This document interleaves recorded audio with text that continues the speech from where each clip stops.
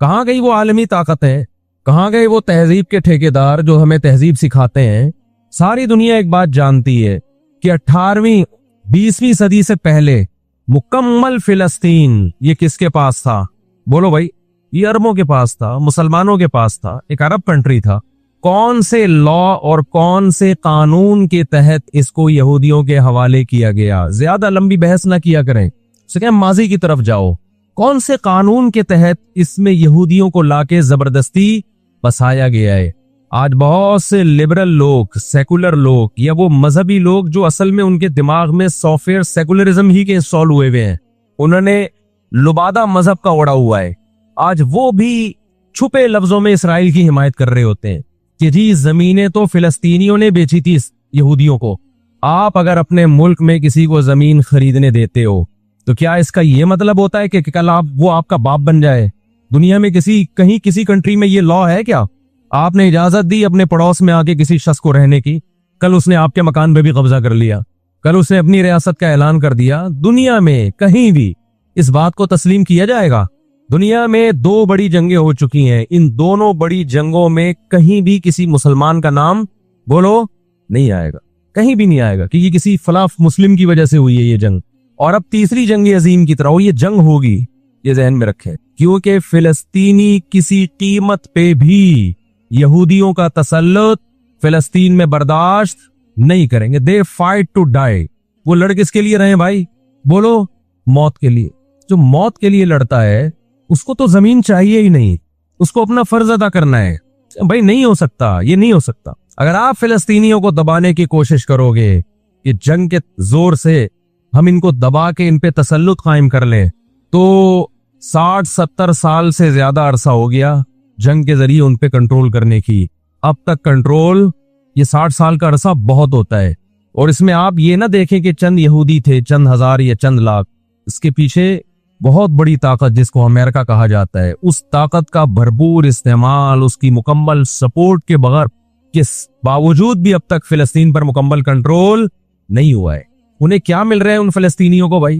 آج وہ اسرائیل کے سامنے ہتھیار ڈال دیں، اسرائیل ان کو نیشنلٹی بھی دے گا، اسرائیل وہ لگژری لائف ان کو دے گا جس کا میں اور آپ تصور بھی نہیں کر سکتے، وہ لگژری لائف دے گا ان کو، لیکن وہ کسی قیمت پہ بھی آمادہ نہیں ہوں گے۔ تو افسوس ہمیں اس پر ہوتا ہے کہ جب ہم نیٹ پہ دیکھتے ہیں نا انڈیا ساتھ دے رہا ہے اسرائیل کا، اوپر سے کچھ بیان داغ دیتے ہیں تھوڑے سے فلسطینیوں کے حق میں تاکہ لوگوں کی تھوڑی سی ہمدردی ہمیں ملے، پس پردہ مکمل کس کو سپورٹ کر رہا ہے؟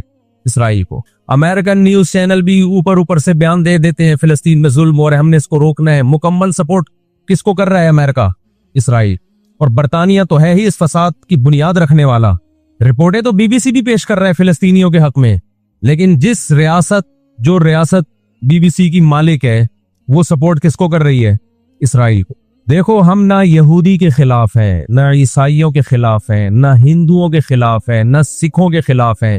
ہندو، سکھ، عیسائی اور یہودی، ان کے بارے میں ہمارے پاس قرآن کی واضح تعلیمات ہیں۔ لا اکراہ فی الدین قد تبین الرشد من الغی، دین میں کوئی زبردستی نہیں ہے، کسی شخص کو مذہب کی تبدیلی پر مجبور نہیں کیا جائے گا، کیونکہ اللہ نے سیدھا راستہ اور غلط راستہ 2 اور 2 4 کی طرح بیان کر دیا ہے۔ جس کا دل چاہے سیدھے راستے پہ چلے، جس کا دل چاہے برے راستے پہ چلے۔ قرآن نے یہ بھی واضح کر دیا کہ آپ کسی پر زبردستی نہیں کر سکتے، تلوار کی زور سے کسی کو اسلام میں داخل نہیں کر سکتے۔ اے اللہ، ہم نے ان غیر مسلموں سے سلوک کیسا کرنا ہے یہ بھی قرآن نے بیان کر دیا۔ لا ينهاكم الله عن الذين لم يقاتلوكم في الدين ولم يخرجوكم من دياركم ان تبروهم، 28واں پارہ۔ جو بھی غیر مسلم ہے، چاہے وہ یہودی ہو، چاہے وہ عیسائی ہو، چاہے وہ ہندو ہو، سکھ ہو، بدھسٹ ہو، اللہ فرماتے ہیں اللہ تمہیں ان سے اچھے سلوک سے منع نہیں کر رہا، بلکہ اچھے سلوک کا اللہ تمہیں حکم دے رہا ہے۔ ہمارے نبی صلی اللہ علیہ وسلم جب کوئی یہودی بیمار ہوتا اس کی بھی عیادت کے لیے اسی طرح جایا کرتے تھے جیسے کسی مسلمان کی عیادت کے لیے جاتے۔ ہمارے نبی کی زوجہ ایک یہودی خاندان سے تھی، وہ اپنے یہودی خاندان کو ہدیے دیا کرتی تھی۔ ہمارے نبی صلی اللہ علیہ وسلم نے اس عمل سے انہیں منع نہیں کیا، اور آج بھی بہت سارے یہودی اسرائیل کے مسئلے میں فلسطینیوں کے ساتھ ہیں، ان کے حق میں مظاہرے کر رہے ہیں۔ हमारी दुश्मनी यहूदियों से नहीं है, ईसाइयों से नहीं है, हमारी दुश्मनी उन यहूदियों से है जो इसराइल को सपोर्ट कर रहे हैं। आप अगर कुरान उठा के देखें, अल्लाह ताला ने अपने महबूब तरीन पैगंबर मूसा कलीमुल्लाह वक़र्रबनाहु नजिया, जिनके बारे में कुरान कहता है वो पैगंबर जिनको कोहे तूर पे बुला के मैं उनसे सरगोशियां किया करता था, उस पैगंबर को अल्लाह ने इस कौम की तरफ भेजा। किस कदर टेंशन दी यहूदियों ने मूसा अलैहिस्सलाम को, कैसे मोजज़े अपनी आंखों से देख रहे हैं।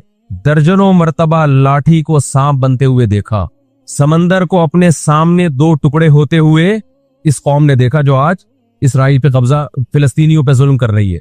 आज यहूदी क्या कहते हैं कि बैतुल मक़दिस हमारा है, हमारे पैगंबर मूसा अलैहिस्सलाम, इब्राहीम अलैहिस्सलाम, याकूब अलैहिस्सलाम, इसहाक अलैहिस्सलाम, ये तो सारे हमारे पैगंबर हैं, ये सारे हमारे पैगंबर हैं, तो ये हमारा किबला है। ये कुरान क्या कहता है?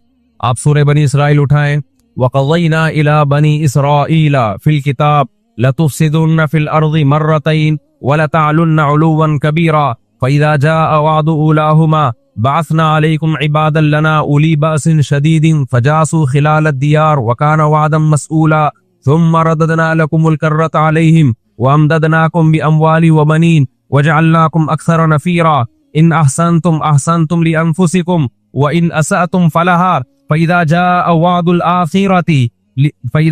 वअदुल आखिरति लियसूउ वुजूहकुम वलियदखुलुल मस्जिद कमा दखलूहु अव्वल मर्रा वलियुतब्बिरू मा अलौ तदबीरा। अल्लाह कहते हैं हमने तुम्हें 2 चांस दिए बैतुल मक़दिस में, 2 चांस, 2 दफा हमने तुम्हें बैतुल मक़दिस पे गलबा अता किया, लेकिन जब तुमने बदअमाली की, तुम अपनी तारीख उठा के देखो, 2 दफा तुम्हारी बैतुल मक़दिस में धुनाई हुई है, 2 दफा तुम्हारी पिटाई हुई है बैतुल मक़दिस में, और वो तुम्हारी बदअमालियों की वजह से हुई है।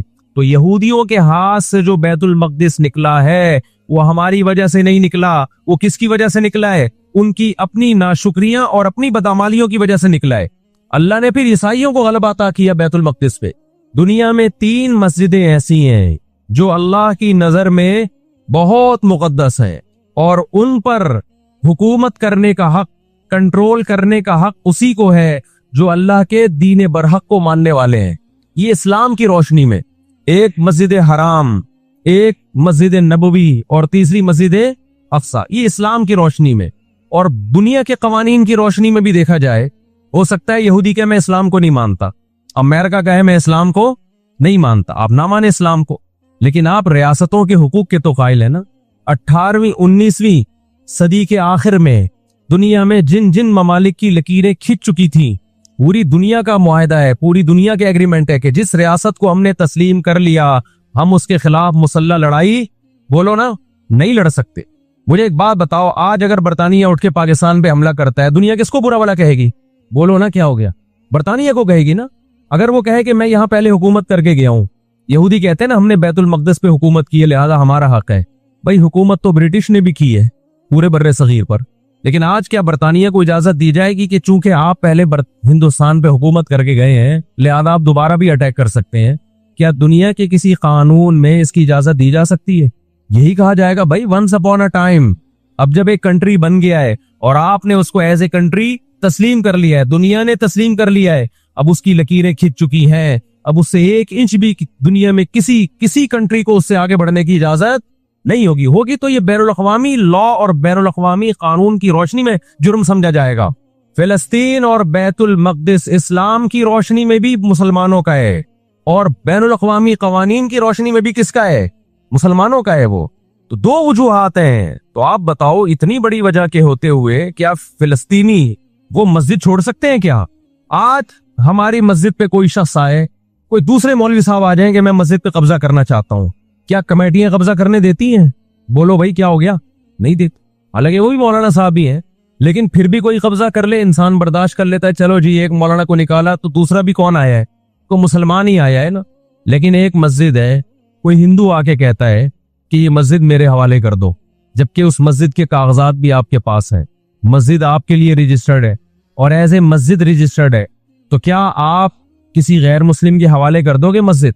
उसका मुतालबा करना इल्लीगल भी होगा और इस्लाम की रोशनी में हमारे लिए उसके हवाले अपनी मस्जिद को करना ये बहुत बड़ा जुर्म होगा। खुदा के सामने जवाब दे होंगे हम। 20-22 साल की बात है, मेरी मुलाकात पाकिस्तान में कुछ फिलिस्तीनियों से हुई। हमने उनसे पूछा कि क्या कहानी है ये फिलिस्तीन के हालात की। उन्होंने कहा हम किसी कीमत पे भी 1 इंच भी यहूदियों के हवाले नहीं छोड़ेंगे। लन नतरुका शिब्रन लिज़ुल्ली, जिल्लत के लिए एक बालिश भी हम जलील होकर एक बालिश जमीन भी इनके हवाले नहीं करेंगे हम। तो वो तो कटने के लिए तैयार बैठा है भाई, वो तो कटने के लिए तैयार बैठा है। किसी ने बड़ी प्यारी बात कही है, लोग कहते हैं ना कि हम सब फिलिस्तीन जो है वो यहूदियों के कंट्रोल में है। बाज लोग सादा होते हैं, बात बड़ी गहरी कह जाते हैं। उसने कहा बात यह है कि सिर्फ आजाद दुनिया में फिलिस्तीन ही है, बाकी चाहे वो मुस्लिम कंट्रीज हो या गैर मुस्लिम, सब किसके कंट्रोल में है? बोलते क्यों नहीं? यहूदी के कंट्रोल में। आजाद तो सिर्फ फिलिस्तीनी ही है, वो कंट्रोल में नहीं आया अभी। अगर वो कंट्रोल में आया होता तो ये जंग ना हो रही होती है। अभी कंट्रोल में तो हम और आप है मेरे भाई, और आप उनके कंट्रोल में। 1 अरब से ज्यादा मुसलमान है, 1 अरब से ज्यादा। और यहूदी कितना है? 1 करोड़ भी मेरा ख्याल है नहीं होगा। लेकिन ये 1 अरब से ज्यादा मुसलमान किसके कंट्रोल में है? और मैं आपकी इत्तला के लिए अर्ज करूं, इस वक्त इसराइल अमेरिका का गुलाम नहीं है, खूब समझ लें। अमेरिका की गिच्ची किसने पकड़ी हुई है? इसराइल ने पकड़ी हुई है। इंडिया, इसराइल इंडिया का गुलाम नहीं है, इंडिया की गिच्ची पकड़ी हुई है किसने? गिच्ची समझते हो? गिच्ची यहां से पकड़ के ना बंदा हिल ना सके। छोटा सा मुल्क है, साजिशों की वजह से, ताकत की वजह से नहीं, मक्कारियों और साजिशों की वजह से दुनिया को कंट्रोल में किया हुआ है। साजिशें किसे कहते हैं? एक बहुत ताकतवर आदमी जो आपके कंट्रोल में ना हो, आप उसके किसी राज पे मुत्तले हो जाए, उसे किसी बुराई में डालें और खुफिया वीडियो बना लें आप, और बोले जो मैं कह रहा हूं करता रहे वरना ये वीडियो लीक कर दूंगा। वो इंतहाई पावरफुल आदमी भी कंट्रोल में किसके आ जाएगा? एक इंतहाई कमजोर आदमी के कंट्रोल में। यहूदियों पर उनकी बदआमालियों की वजह से कुरान क्या कहता है? गुरिबत अलैहिमुज़ ज़िल्ला, इन्होंने पैगंबरों को कत्ल किया, इन्होंने मूसा अलैहिस्सलाम को सिर्फ सताया नहीं, बेइंतहा सताया। इतने सारे मोजज़े देखने के बावजूद इन्होंने ईसा इब्ने मरियम को अल्लाह का बेटा कहा, ईसा इब्ने मरियम को माज़ अल्लाह वलदुज़ ज़िना कहा।